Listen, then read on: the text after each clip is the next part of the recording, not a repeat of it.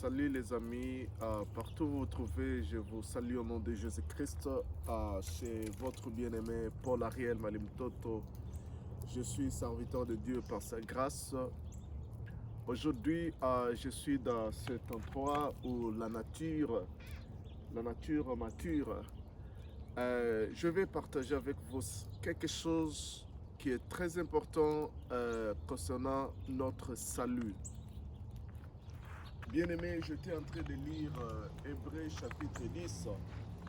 Et Hébreux chapitre 10 m'a challengé parce que j'ai compris dans Hébreux chapitre 10, je crois que c'est à partir du 19e verset jusqu'au 22e verset, où le Seigneur est entré, où la parole de Dieu, l'Écriture dit que le salut que nous avons, c'est Christ a payé par son offrande.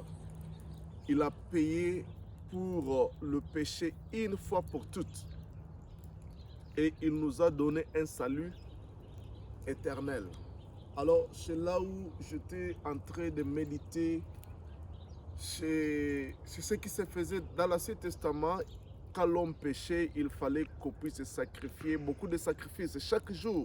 C'était comme une activité qui se faisait autour du tabernacle. Les gens donnaient des offrandes jour par jour, jour pour jour, pour le pardon de leurs péchés. Mais laisse-moi vous dire que pour nous, pour ce qui nous concerne, Christ l'a fait une fois pour toutes et on n'a plus besoin d'autres sacrifices. Bien-aimé, au travers le sacrifice de Jésus, tu as été totalement pardonné et il n'y a plus à faire de sacrifices parce que le sacrifice de Jésus-Christ a tout accompli. Et nous avons été sauvés une fois pour toutes. Et le salut que nous avons, ce n'est pas un salut partiel, c'est un salut éternel. Nous sommes rachetés pour l'éternité.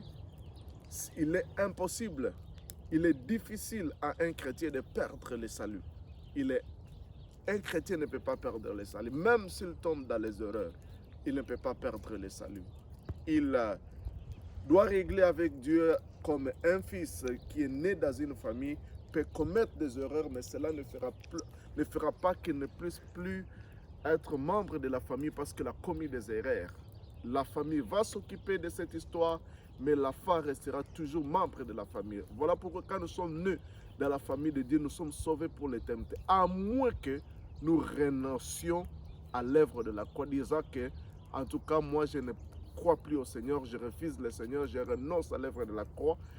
Bien-aimé, c'est là où tu peux perdre le salut et il est impossible pour toi d'être sauvé parce que tu as rejeté les sacrifices qui peuvent te donner le salut. Bien-aimé, le seul péché qui amènera les gens en enfer, ce n'est pas tous ces erreurs-là qu'on peut énumérer, mais le péché qui amènera les gens en enfer, c'est refuser de recevoir le Sauveur qui est Jésus. Que Dieu vous bénisse. Merci.